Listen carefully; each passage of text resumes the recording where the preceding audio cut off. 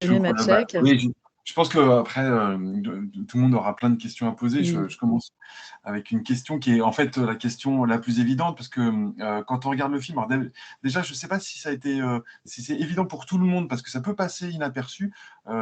Maciek, donc, qui est le réalisateur du film, et dans le film, est aussi celui qui conduit la voiture. Ça, on pourra y revenir d'ailleurs, mais pour moi, c'est une chose très importante, hein, que le réalisateur du film soit aussi le conducteur de la voiture. Il y a un parallèle, une superposition comme ça entre le film et la voiture qui est vraiment passionnant. Mais du coup, la première question qu'on se pose, c'est en fait, qu'est-ce qui s'est passé pour toi, Maciek? Quel chemin ça a pris pour toi de se retrouver comme ça dans une voiture à transporter des gens loin de la guerre? Oui, merci Julien, merci Karine. Je suis toujours ravi de vous voir, vous revoir. Je suis très très content que ce film se trouve au sein de l'Acide à Cannes et après pour la distribution. C'est vraiment génial. Et c'est intéressant que tu démarres avec cette question-là parce qu'on est justement en pleine discussion parce que le film va être projeté aux États-Unis dans la chaîne POV, euh, qui, qui est une chaîne publique très importante pour le documentaire. Et, euh, la seule demande de la part des Américains qu'on a reçue, c'était de bien clarifier au tout début de la film que le réalisateur, c'est aussi bien le conducteur. Et ils veulent vraiment que ça soit mis au clair, soit au début du film, soit à la fin du film. Et on est en plein discussion comment incorporer ça dans le film. C'est pas quelque chose d'inhabituel, c'est-à-dire très souvent dans le film documentaire qui sort aux États-Unis, on a des planches euh, au tout début qui expliquent un peu le contexte, la situation. C'est ce que les Américains aiment bien, que tout soit net et clair. Mais cette ambiguïté était en fait, c'était c'était un choix conscient qu'on voulait faire, c'est-à-dire de ne pas jeter trop de la lumière sur, sur, le, sur qui est ce personne derrière le volant, parce que je trouvais que ça donnerait un autre film et que ça pourrait un peu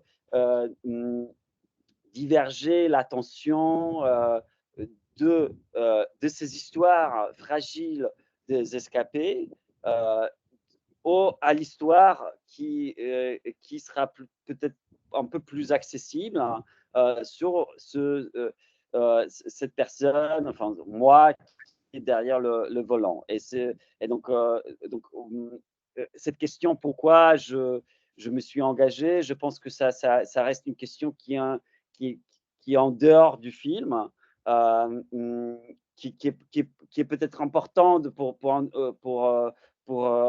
comprendre certains enjeux, pourquoi il y avait de volontaires, qu'est-ce que c'est d'être un volontaire étranger dans un pays en guerre. Et pour moi, personnellement, c'est une question sur la notion de voisinage que moi je considère comme quelque chose qui peut être beaucoup plus vaste. Et c'est voisinage, c'est quelque chose qu'on comprend très très bien, je trouve, en France. Je pense qu'il y a, donc j'ai vécu 7 ans en France et il n'y a pas un autre pays où j'ai ressenti ça de manière si forte, en commençant par le fait des voisinages que tout le monde connaît, mais en finissant par vraiment cette espèce des notions qu'on est, ce patriotisme régional qui est très très fort en France. Moi, je trouve que cette notion de voisinage, on peut élargir en dehors de, de pays national, mais aussi en dehors de notre de langage.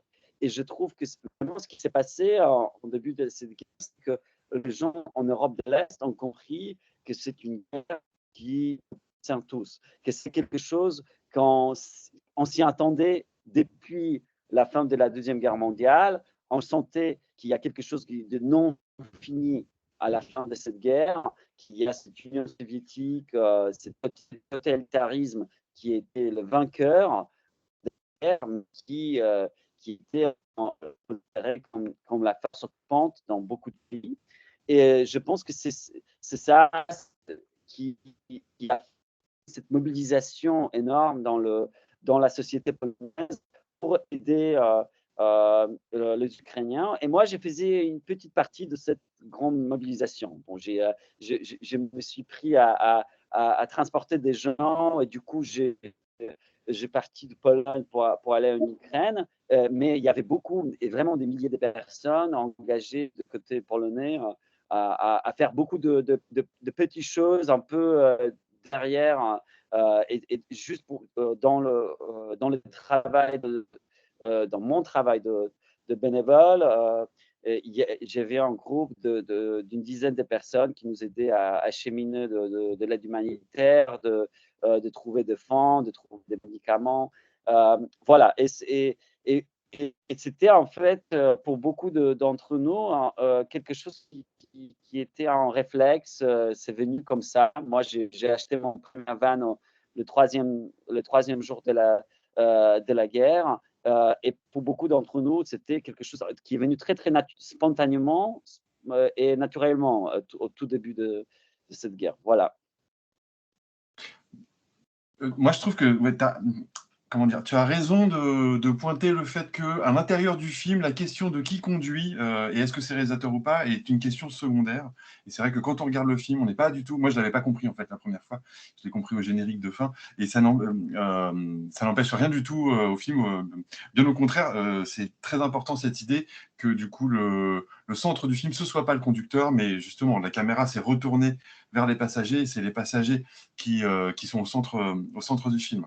Mais ensuite, quand on parle du film et qu'on veut ensuite discuter avec toi de la mise en scène, moi, je trouve que c'est très difficile à cet endroit-là de séparer les choses, puisque ta démarche de filmer, de conduire la voiture et les choix de mise en scène que tu fais à l'intérieur du film, tout ça est très, très lié. Et du coup, en fait, quand je te posais la question de comment est-ce que tu t'es retrouvé à conduire la voiture, je pourrais la retourner autrement. C'est en fait, du coup, comment est-ce que tu t'es retrouvé à filmer ces choses-là de cette manière-là?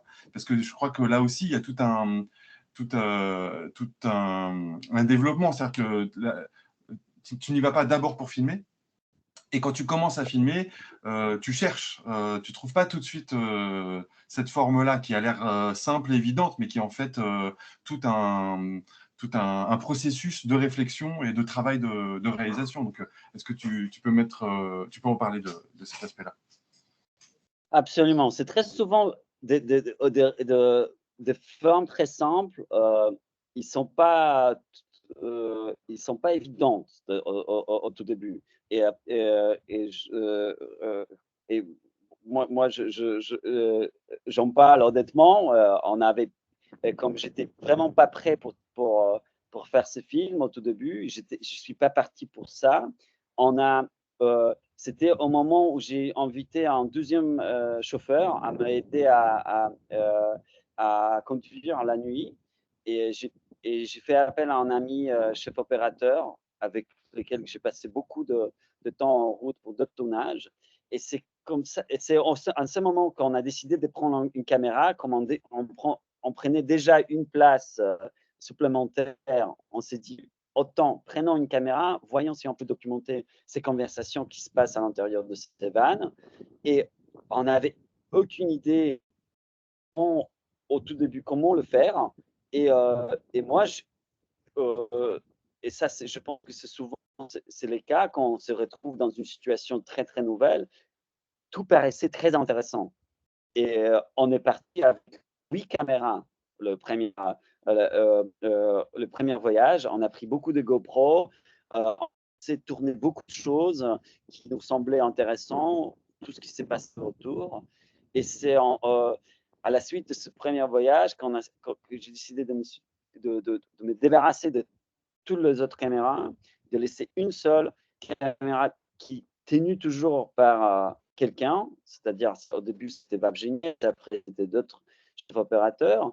Et cette caméra, c'était important qu'elle soit vraiment tenu par un homme parce que, ça donnait une liberté, de choix aux passagers de dire: «Voilà, maintenant, j'aimerais pas qu'on tourne ça. Bon, cette conversation, ça on la tourne pas» et comme ça, cette caméra, on pouvait très, très facilement la dé la déclencher, la cacher, la cacher et elle a arrêté de filmer et aussi, deuxième chose qu'on a compris, c'était de point de vue moral, on ne voulait pas, être une cage, une piège, sur 4 roues pour ces personnages qui arrivaient déjà équipés avec toutes les caméras, où ils entraient, ils étaient tout de suite filmés. Ça, c'était important que ça soit que ça que c et on se sentait mal à l'aise au tout début, avec cette nombre de caméras, avec ce principe qu'on a vraiment pas le temps, avant. Alors Maciek, tu as été coupé. Si tu peux reprendre ta phrase, on ne t'entend plus. Ah, bon, j'ai, On donc t'entend là. vous avez vu, j'ai pas bougé, hein? OK. Donc en fait, ce qui était important, c'est que, on a, donc on on j'avais, le moment de pick-up, le moment où on prenait les passagers, c'était un moment très souvent assez dangereux. Il y avait pas le temps pour discuter, pour expliquer des choses. Donc moi, ce que je faisais, c'est que je prévenais les gens en avance par téléphone qu'il y aura une caméra et quand on arrivait, il fallait très, très vite sortir là où on était.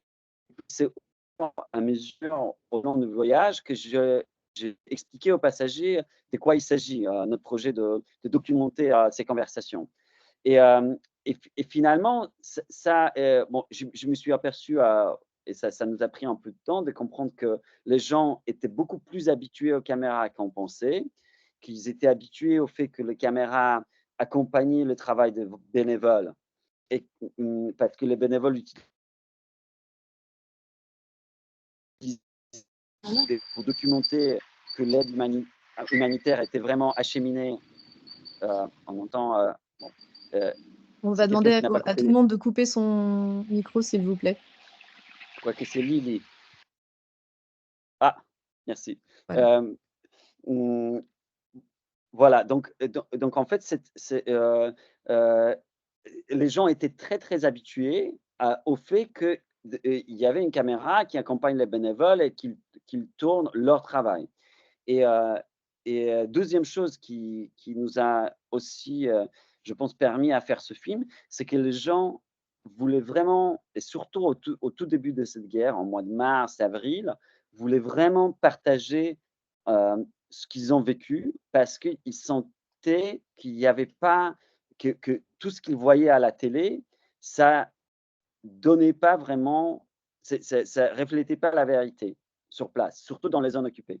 Et donc, c'est 2 choses qui nous ont permis à faire ça, mais c'est vrai que comme tu dis Julien, qu'au tout début, on était à la recherche, on ne savait pas, on mettait la caméra derrière, on la mettait devant. Ça nous a pris du temps à comprendre que que ce dispositif, c'est ça qu'il faut tenir tout au long du film. Pour moi, c'était aussi, j'ai compris que c'est très important, qu'on reste sur ce plan, de heu où on voit toutes les sièges, parce que c'était un plan qui aussi de manière très démocratique permettait à tout le monde à prendre la voix. Dans n'importe quel moment, les gens pouvaient, parler entre eux et on avait et nous, on les tournait depuis le début. Et ça, c'était super important pour le montage parce qu'on voulait vraiment donner cette impression qui était aussi la vérité de la parole née un peu dans la silence. Et ça n'aurait été pas possible si on avait beaucoup de coupes, beaucoup de plans larges, beaucoup de recherches de caméras. Donc nous, on a décidé de rester sur ces plans larges, on tournait en 6K et 5K, donc ça nous donnait un peu de marge dans le montage, mais c'est ce qui donnait le plus important, c'était l'espace démocratique où n'importe qui peut prendre la parole. Et ça nous a donné les scènes, par exemple, la scène d'Anna qui raconte l'histoire de son père à Donetsk, qui est derrière et qui parle, et les femmes qui sont devant, qui n'ont pas vécu les mêmes choses dans la guerre parce qu'ils viennent d'une autre ville de Berdiansk, eux, ils n'écoutent pas au tout début de cette histoire. Et c'est au fur et à mesure qu'ils commencent à entendre l'histoire, et à la fin, la première femme qui est juste devant la caméra se met à pleurer en réaction à l'histoire qu'elle a entendue derrière. Et donc ça nous arrivait très souvent, des échanges comme ça, et je trouvais ça très fort. Et c'est aussi pour ça qu'on a décidé de rester sur cette disposition de la caméra. Voilà. Merci beaucoup pour cette réponse très fournie qui répond à un certain nombre de questions par ailleurs dans le chat. On va laisser la parole à Lucas, mais avant, je voulais rebondir avec justement une question de Manon dans le chat. À propos de la simplicité du dispositif, elle pose aussi la question de la musique qui est très peu présente et qui accompagne certaines transitions entre les différents passagers, nous dit-elle. Est-ce un choix? Alors j'imagine que oui, mais du coup, comment est-ce que tu as pensé justement la musique et le son dans le film qui sont, voilà, qui ont une place particulière? Alors la musique, c'était un grand périple, hein, pour ce film. Heu, au au au En fait, depuis le début, je n'ai pensé pas avoir de la musique du tout dans le film, et on cherchait, un compositeur qui est surtout doué dans le sound design pour, heu, mmh, pour en fait, pour établir ce monde sonore, mais sans la musique. Et et c et c'est un peu par hasard, on a, il y avait Antek Komasawasakiewicz, qui est un des compositeurs le plus connu en Pologne, qui vit à Berlin, qui a fait beaucoup de la musique pour le film d'Agnieszka Holland, mais aussi pour Żbawicz, de films très, très, heu puissants aussi, avec de la musique très, très présente, de films de fiction surtout. Et il a adoré il a adoré le Ravka du film, et moi, j'étais pas du tout persuadé qu'on va trouver un langage commune. Et je me souviens de la première conversation qu'on a eue. On s'est connecté par Zoom, et il m'a dit, la première chose qu'il a dit, qu'il trouve que, heu, il y a il y a pas vraiment besoin de la musique pour ce film. Et et là, j'ai compris que peut-être on peut trouver on peut vraiment avoir une base commune sur laquelle on va travailler. Et c'est ce qui s'est passé. Moi, j'ai fourni à Intech, heu je pense que c'était une dizaine d'heures de son de la voiture, et c'est à partir de ce son qu'il a transformé, qu'il a composé toute la bande sonore. Il y a 3 moments, du film où il y a un instrument qui intervient, mais sinon, c'est que du bruitage de la voiture lui-même, qui a été transformé par un tech pour créer ces ambiances qui vient s'imposer dans des moments de silence, dans quelques moments du film. Et à la fin du film, et ça c'est un tech qui m'a proposé ça. Heu, j'ai aussi, au tout début, je pensais que c'était vraiment une mauvaise idée. Je voulais, mais on a beaucoup travaillé, sur comment on peut le faire. Il m'a dit, heu: «Qu'est-ce que tu penses qu'on introduise un chœur à la fin du film?» Et donc, bon, on est tous les 2 polonais, on sait ce que c'est un chœur en Pologne, c'est toujours religieux, il y a pas on peut pas s'y échapper et moi, j'avais vraiment peur qu'on entre dans quelque chose de très, très élogieux, pathétique, et hem et finalement, ce qu'on a fait, c'est on a pris un poème d'une poétesse ukrainienne très connue, Lina Kostenko, qui parle un peu de mal des pays qu'elle a eu quand elle était réfugiée en Pologne dans les années 50. Et donc, on a pris la parole de ce poème, un texte a composé le chœur, et on a enregistré avec des réfugiés ukrainiens contemporains à Varsovie, qui l'ont chanté à Varsovie, et ils l'ont chanté vraiment d'une manière imparfaite. Et on avait en fait 2 performances de cette chœur. On avait une performance plus professionnelle et performance, je ne sais pas si performance c'est le mot, je crois que c'est ça, qu'on a enregistré à Varsovie et on a finalement opté pour cette version parfaite, mais qui est aussi un peu voilà, et ça enlevait ce côté un peu pathétique, Solennel. heu, solennel, voilà, et donner cette authenticité à la fin. Moi, je trouve que finalement, c'est quelque chose de très, très fort. Moi, c'était pour moi un des moments le plus bouleversants après un an de montage, c'est d'entendre toute cette chœur qui est venue performer live cette pièce, devant les cinémas, après le première du film à Varsovie, avec un quartet, qui était aussi sur scène et donc donc on a ajouté des instruments pour cette performance live, mais euh, dans le film, ça reste très, très rigide, enfin, pas rigide, mais très euh, euh, finalement monochrome, c'est très simple. Et ça, c'était très important. Et en quelque sorte, ça devient la voix de tous ces personnages qui ont survécu.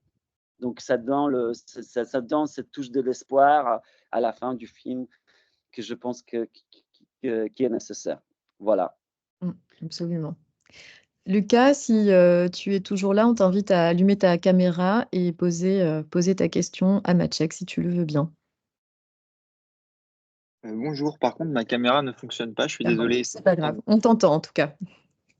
Bonjour Machek, merci de venir dialoguer avec nous. Et donc, je voulais vous poser une question. Comment est-ce que vous voyez donc est-ce que vous, personnellement, vous voyez le cinéma du futur comme un cinéma engagé? Et est-ce que, d'un autre côté, comment imaginez-vous vos futurs films après celui-là? Merci. Bah, merci, c'est une question importante. Je pense qu'il y a la place, pour toutes sortes de cinéma. Je pense que, on a aussi bien besoin de films engagés, très durs, mais aussi de la comédie. Hem, moi, heu, depuis depuis toujours, moi, j'ai fait des films engagés. Je pense que c'est mon créneau.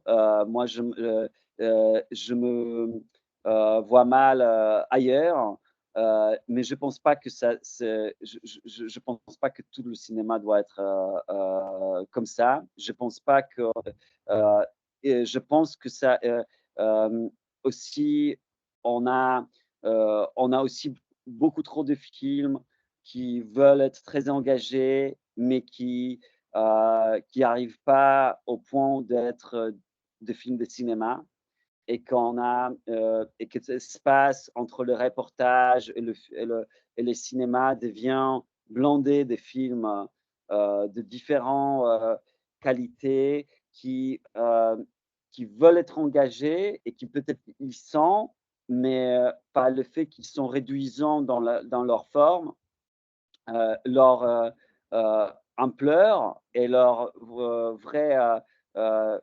pouvoir et puissance d'atteindre des spectateurs est réduit. Donc, le fait d'être engageant peut être aussi de temps en temps réduisant. Je pense que, le cinéma, il doit être vraiment hétéroclite, très divers. Euh, moi, je travaille déjà sur sur mon prochain film, qui est aussi un film qui porte sur l'Ukraine, mais sur la recherche de justice à l'extérieur de l'Ukraine, dans d'autres pays, y compris l'Argentine. Et ça, mais ça, c'est vraiment mon créneau. Je pense il y a la place pour aussi beaucoup d'autres films, aussi dans le documentaire. Et on a aussi besoin d'autres films sur la guerre qui sont peut-être pas aussi engagés. Il y a des films géniaux qui sortent maintenant de l'Ukraine. A Picture to Remember, c'est un film très, très beau, nostalgique sur le Donbass, sur 3 générations de femmes issues de Donbass. Un film très, très surprenant sur la guerre à la fin. Donc, moi, je pense qu'il y a vraiment la place pour tout. Et ce qui est important, c'est que vraiment, dans les films, et surtout dans les films engagés, de ne pas les sortir trop tôt. Le cinéma a besoin du temps, de la réflexion et vraiment, c'est aussi de la préoccupation avec la forme. Et ça, c'est quelque chose que d'ailleurs qu'on comprend très bien en France, où la forme était toujours primordiale pour le film. Et, euh, et je pense que c'est aussi, c'est aussi une voie, surtout dans le monde où on vit, où il y a une énorme quantité de films qui sortent chaque année. Et c'est impossible de le voir tous. Voilà. Merci Maciek. Tu avais une question, Julien?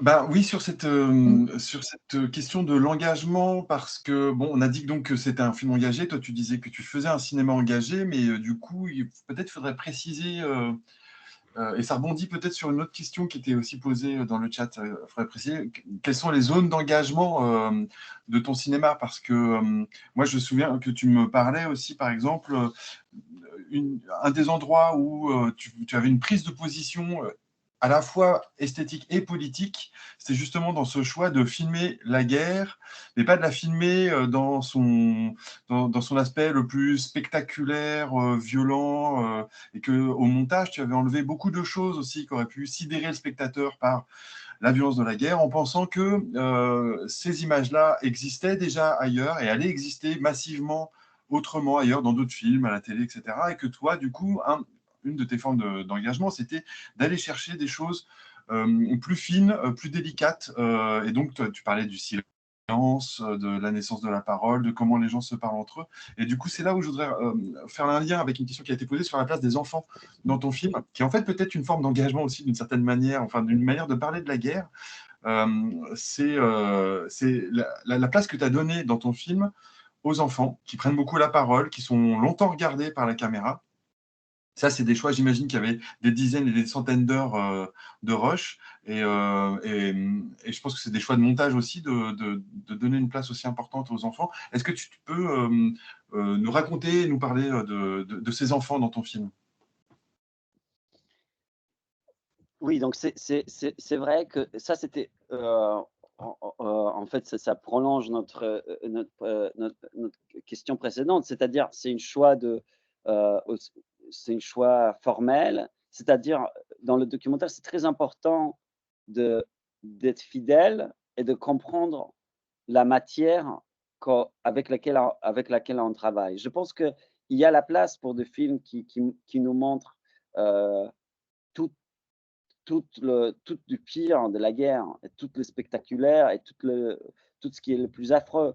La bon exemple, c'est le film 20 jours à Mariupol, où il y a vraiment, qui nous cache rien. On voit tout dans un hôpital, et c'est un film qui est difficile à regarder, néanmoins un film très important. Mais c'est des images qu'on a déjà vues à la télé. C'est des images qui sont auxquelles sont attirés tous les journalistes, toutes les chaînes télé, surtout des news. Et, et donc, nous, euh, moi, j'ai compris très vite ce qui était le plus euh, spectaculaire dans mes voyages, c'était ces petits silences, ces personnes qui se mettaient dans la voiture et qui ne parlaient pas pendant 2 heures, et puis tout d'un coup, se mettaient à raconter des choses les plus intimes, mais de manière très délicate, de manière très fin de temps en temps. Et, euh, et y compris des enfants qui mettaient toujours un peu du temps pour se mettre à l'aise, et puis qui avaient vraiment envie de partager ce qu'ils ont vécu et ce qu'ils voyaient, et de faire des commentaires. Et, et c'est en avant ça, j'ai compris qu'en fait, il faut cette matière, il faut vraiment la mettre en avant, et il faut vraiment c'est dégager de tout ce qui peut venir et nuire et combler euh, ces petites conversations.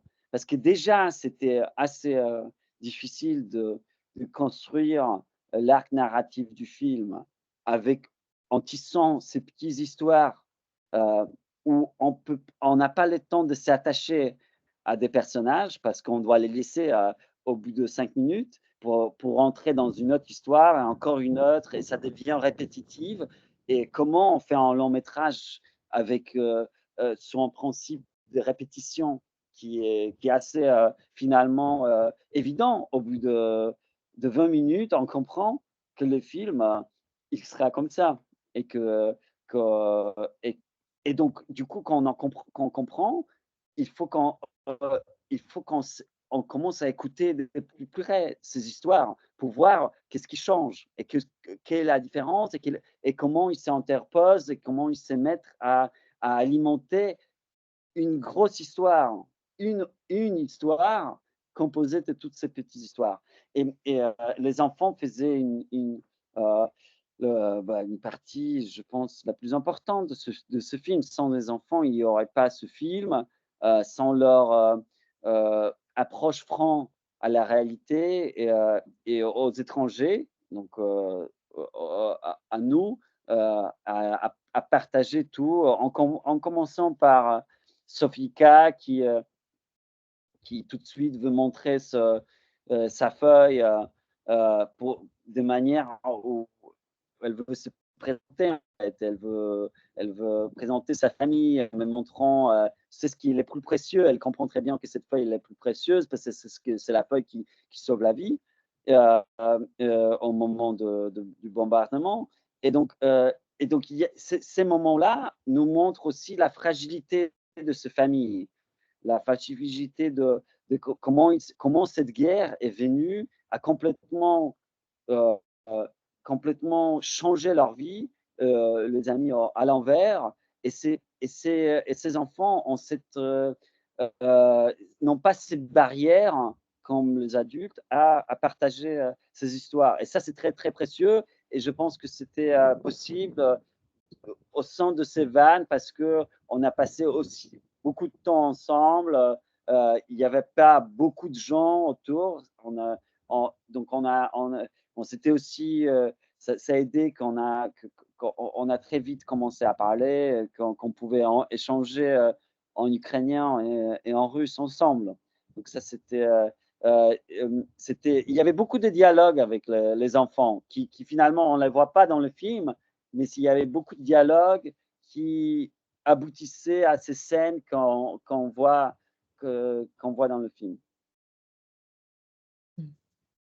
Il y a Wendy qui souhaitait poser une question.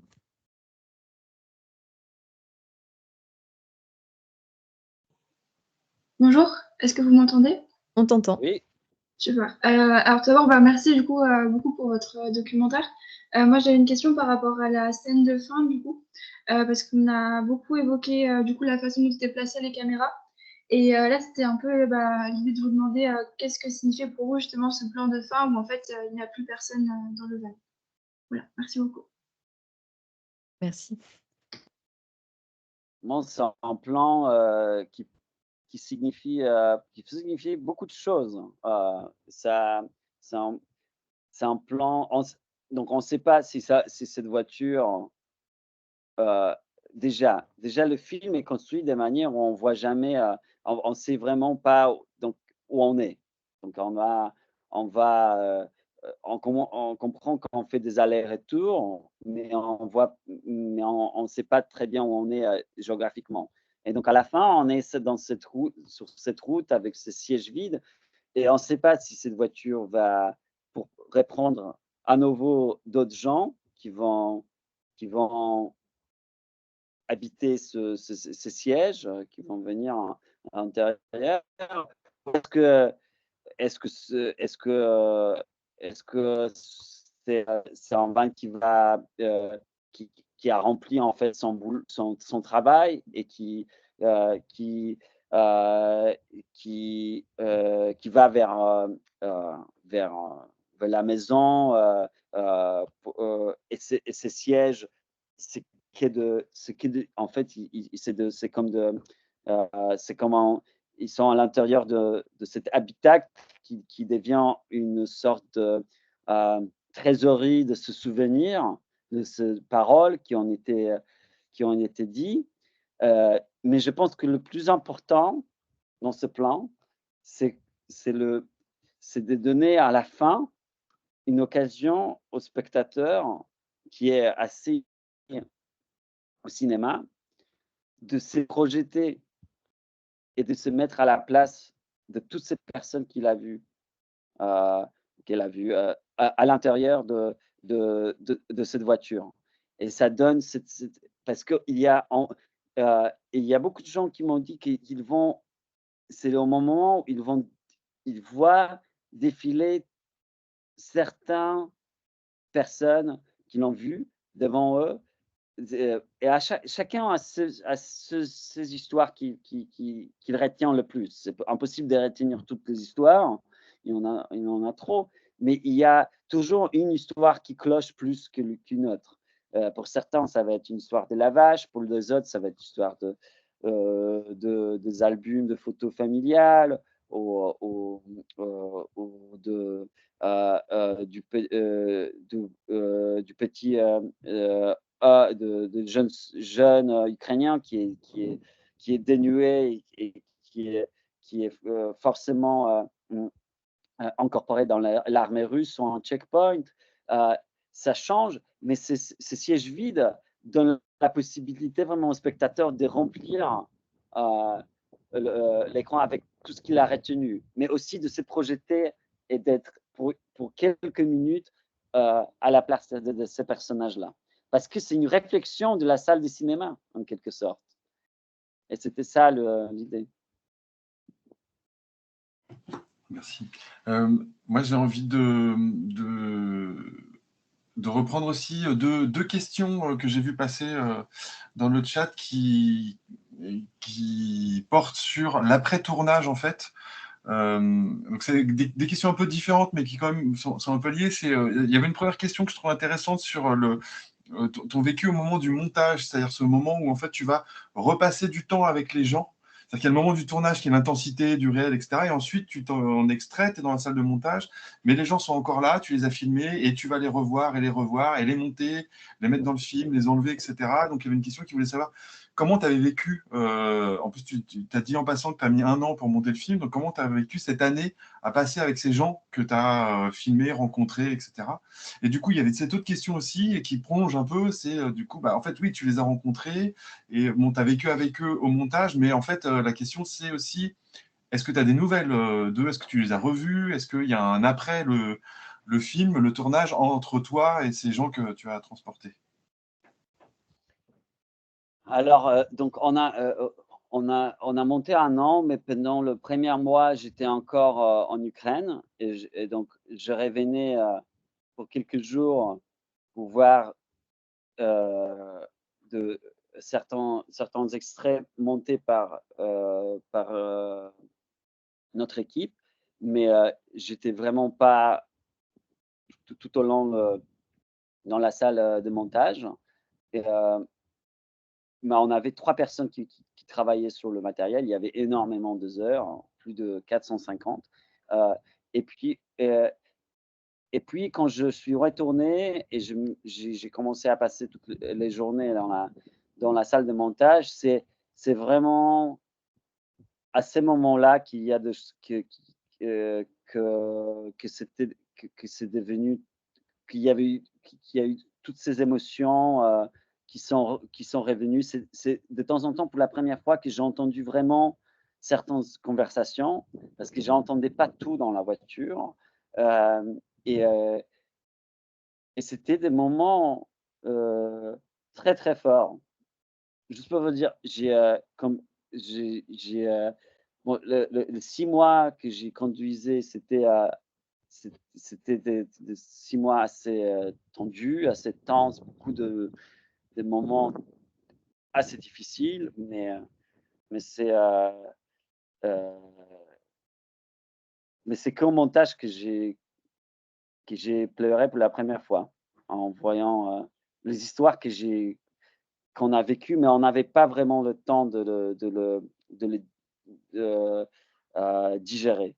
Heu, c'était, il y avait tous les jours, il y avait une autre groupe, quelque chose à organiser, beaucoup trop de choses à faire et et ces montages aussi, en quelque sorte, pour moi, c'était thérapeutique. Ça m'a permis à revenir à la vie normale à Varsovie.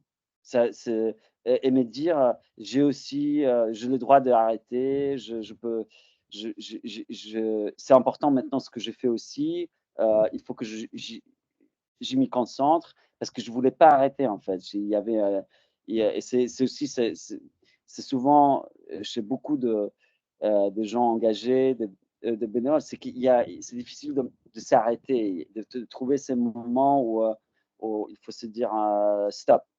Et même que c'est plus vraiment logique de faire ça parce que j'ai organisé tout en groupe de bénévoles qui sont sur place, jusqu'aujourd'hui. On leur aide, ils continuent à faire des évacuations. Avec le film, on les a acheté 3 bus déjà et on continue à les supporter.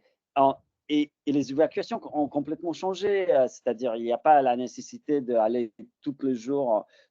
C'est vraiment beaucoup plus ponctuel, c'est beaucoup plus, il faut passer beaucoup plus de temps à parler avec les gens, à les convaincre et c'est vachement mieux si c'est des gens qui sont là-bas en local qui le font et donc ça, cette montage c'était pour moi, c'était très, important comme aussi heu, une stade, qui m'a permis de revenir vraiment à une sorte de fonctionnement normal, vie normale et aussi avec le montage, au moment où on a vraiment, choisi les histoires qui vont être dans le, heu, dans la version finale du film, j'ai commencé à reconnecter avec les gens que j'ai transportés et bon, j'ai resté en contact avec ces personnes qui ont passé par mon appartement à Varsovie et par la maison de mon père, mais et certains comme Sophie K que j'ai amené, la Pologne, qui sont toujours, dans le même endroit, heu, mais c'est qu'avec le film que j'ai reconnecté avec beaucoup de passagers et d'ailleurs, on montrait le film à Wiesbaden il y a 3 jours, dans le festival Go East et c'était la première occasion pour un personnage qui parle pas dans le film, mais elle est dans 3 séquences, Aurica avec ses enfants et ils sont sur un plan muet. Il y a un petit garçon heu, il est il est c'est un plan muet, mais on entend les sirènes, comme si ça revenait dans sa tête. C'est un petit garçon qui est assis dans la siège du milieu.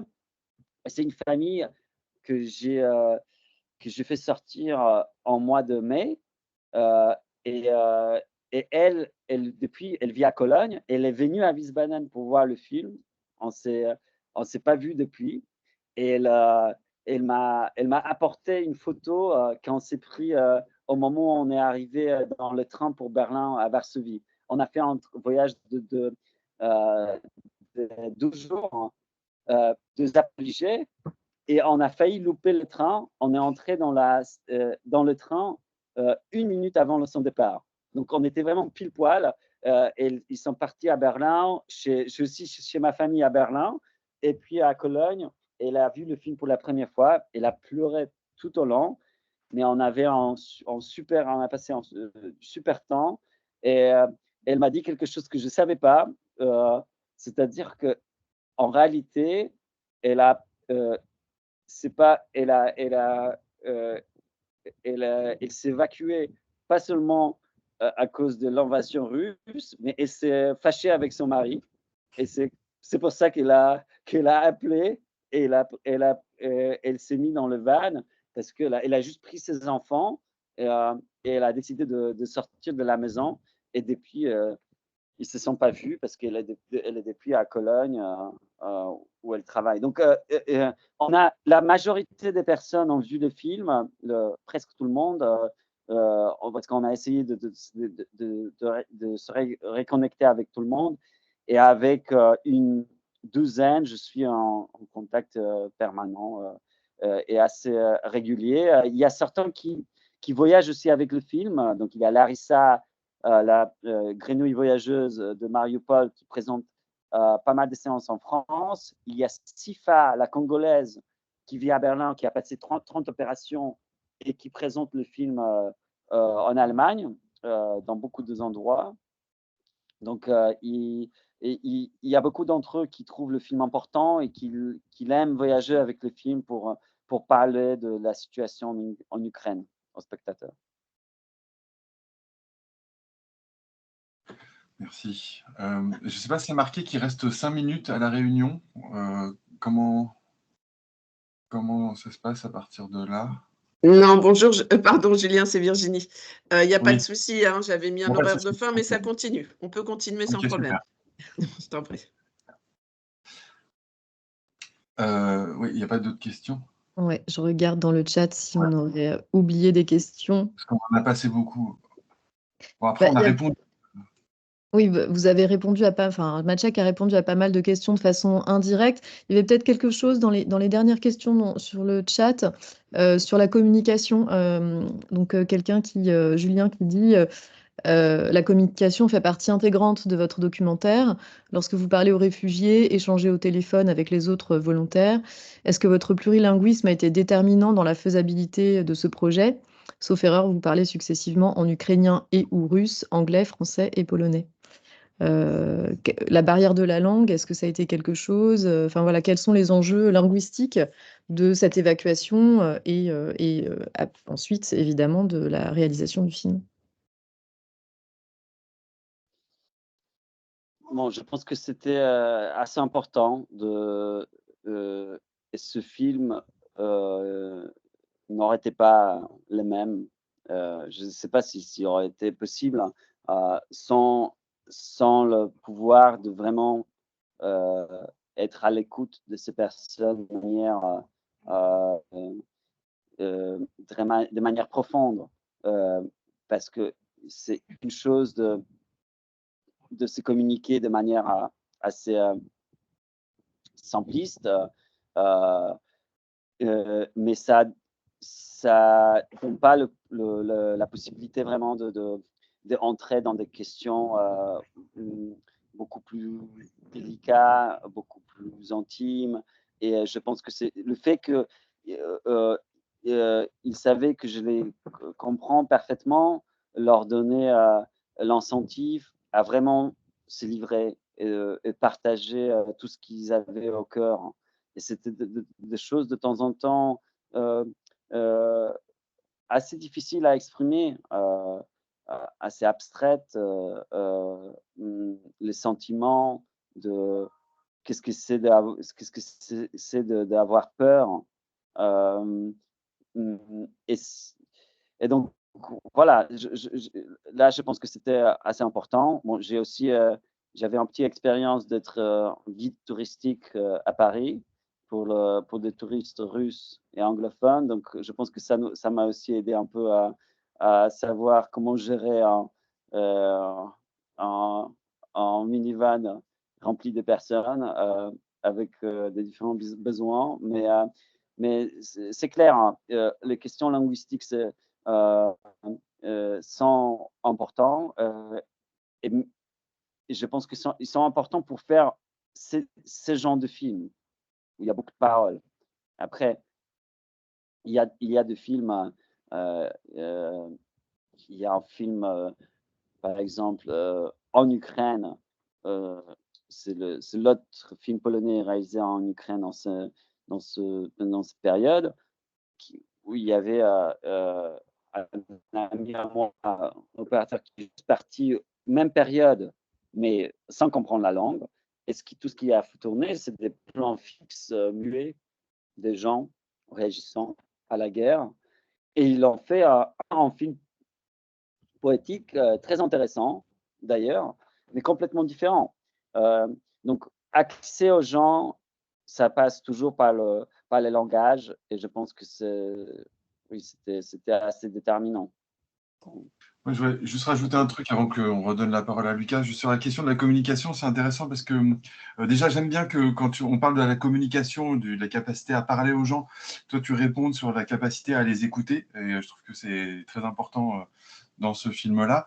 Par ailleurs, il me semble que tu m'avais raconté que au moins un de tes chefs opérateurs, lui, ne parlait pas la langue et que du coup Ah se oui, posait la aussi. majorité. Voilà, et que du coup, donc ça veut dire que la personne qui filme n'entend pas, enfin entend mais ne comprend pas quand elle filme la parole, et du coup se pose un autre problème de communication, c'est entre toi et le chef opérateur, puisque toi tu comprends, mais c'est pas toi qui as la caméra. Est-ce que tu peux rapidement nous raconter comment tu faisais en fait, en réalité, pour diriger le film tout en conduisant la voiture? Ah oui, on avait un système de signalisation assez bon, simple, mais compliqué au début à mettre en place. C'est-à-dire, on avait un langage des signes euh, euh, avec des doigts sur le volant, en fait. J'ai tapé sur le volant avec un, deux, trois doigts de la main droite et gauche, et ça signifiait euh, des choses, par exemple, on arrête de tourner, on recommence, on fait, on change, euh, on, par exemple, de temps en temps, j'ai senti que si la caméra euh, euh, était quelque chose qui était trop présente et les gens avaient, et il y avait certains qui avaient que ça leur mettait mal à l'aise. Ce qu'on faisait, c'est qu'on passait par euh, euh, donc Vavgeniet, il tournait la caméra vers moi et on passait par exemple une demi-heure à tourner juste moi en conduisant pour mettre les gens un peu plus à l'aise, que la caméra n'est pas tout de suite dirigée vers eux. Et puis ensuite, cette caméra, tout lentement, elle se dirigeait vers le fond.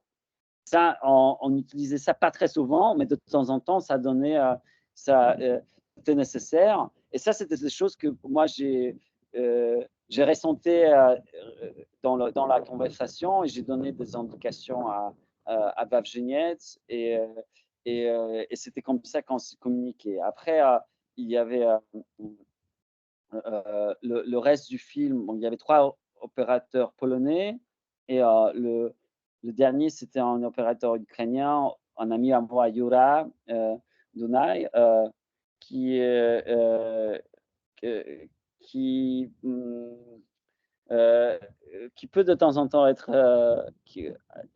assez bavard. Donc, on a aussi mis en place un peu de règles, mais finalement, ça n'a pas trop joué. Le fait que lui, il comprend.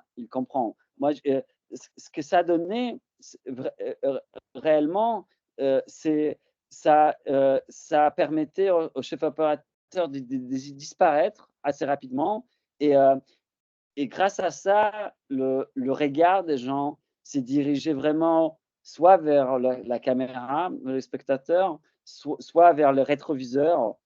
Donc là où je les voyais, on pouvait, parler. Donc ça, c'était, assez important. On sent dans le film cette, qu'il y a cette communication, que cette parole s'adresse vraiment, il s'adresse pas que sur des côtés. Heu, mais il y avait des moments où il y avait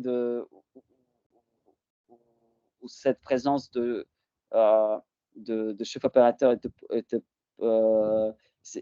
visible. Et c'est par exemple le moment de jeu pierre-feuille pistolet.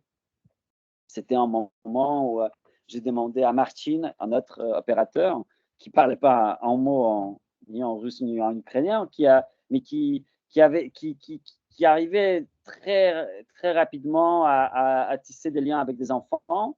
Et moi, j'étais préoccupé par les chemins. J'ai demandé à jouer avec Sophie K. Et, euh, et il s'est surtout mettre à jouer ce jeu de pierre-feuille-ciseaux. Lui, il faisait en tenant la caméra sur un monopode. C'était assez difficile. Euh, et ce jeu, il s'est transformé tout d'un coup, de manière assez improbable, en jeu de pierre-feuille, ciseaux, pistolet. Et ça, c'était un moment, je trouve, fort de film qui a donné le titre français du film, d'ailleurs. Ah, on t'entend pas parce qu'il y a ton micro qui est coupé, mais Effectivement. voilà. C'était pour dire qu'on allait prendre une dernière question, en l'occurrence, Lucas, si tu es d'accord. Oui, merci. Rebonjour du coup. Au début, vous parliez de démocratie, donc que laissait votre dispositif dans la voiture. Et du coup, j'avais une question. Est-ce que finalement, pour vous, le résultat final, il n'est pas un peu frustrant parce que par définition, le montage, c'est un acte qui n'est pas démocratique parce que vous devez choisir donc quels sont les moments que vous laissez à l'intérieur du film et surtout que vous disiez aussi que vous aviez beaucoup de rush. Donc, je voulais savoir ce que vous en pensiez. Merci. Alors, la première version du film durait plus de 4 heures et on savait vraiment pas euh, comment la couper. Et les histoires, au lieu de durer 5-6 minutes, duraient 25-30 minutes. Et, euh, et, euh, on a pris un peu une pause, on a fait une pause dans le montage pour en réfléchir séparément, moi et Piotr Trek, mon monteur, euh, pour repenser comment on retravaille le film. Il y avait la pression évidemment voilà, de sortie. On voulait être prêt pour Berlin. Et c'était assez. Et c'est et moi, à l'époque, j'ai pensé que peut-être on va faire un triptyque, en film divisé en 3 parties. Mais finalement, quand on a compris que le film va sortir au moment où la guerre n'est pas finie, j'ai décidé que, ce, que ça reste une sorte d'obligation de faire un film assez accessible pour tout le monde, qui va pas être juste une exercice expérimental qu'on va faire pour nous-mêmes, mais un film qui va être vraiment qui aura le pouvoir d'accès à un grand nombre de spectateurs et qui va servir en tant que rappel que la guerre continue et qu'il faut qu'on continue à supporter l'Ukraine. Et c'est à ce moment-là que j'ai décidé qu'on doit se mettre dans cette métrage de 1h30 et pas la dépasser. Et ça nous a complètement révolutionné le montage. On a décidé qu'on va faire des choix beaucoup plus radicaux, qu'on va qu'on va vraiment réduire ces histoires à l'essentiel. Et évidemment, le montage n'est jamais démocratique. C'est des choix et on peut manipuler le matériel qu'on a. Mais finalement, je pense on est resté assez fidèle au fait on a resté beaucoup de plans très longs et surtout des plans où on voit la parole qui est née dans le silence, la parole qui n'est pas issue dans dialogue de questions-réponses, mais vraiment une parole qui vient de l'intérieur, qui vient de cet regard perdu dans le paysage. Et ça, c'était important. Évidemment, il y a beaucoup de manipulation dans chaque montage, toujours. Mais à la fin, c'est on revient au début, l'idée, c'est que dans la version finale, et vraiment, c'est là où le documentaire est le meilleur, c'est quand il reste fidèle à sa matière, et fidèle à cette expérience et, et on essayait d'y arriver. Voilà. Et donc, évidemment, ça s'est fait par des coupes, de montage, par des coupes difficiles, certains de coupes qui sont peut-être beaucoup plus fréquents qu'on il voudrait, mais mais il y a toujours des contraintes et je trouve que voilà, c'est des contraintes que de temps en temps nous livrent à faire des choses beaucoup plus fins. Donc voilà, c'était une grosse décision qu'on a pris à peu près au milieu du montage. Bon, merci. Merci Maciek. Merci Lucas.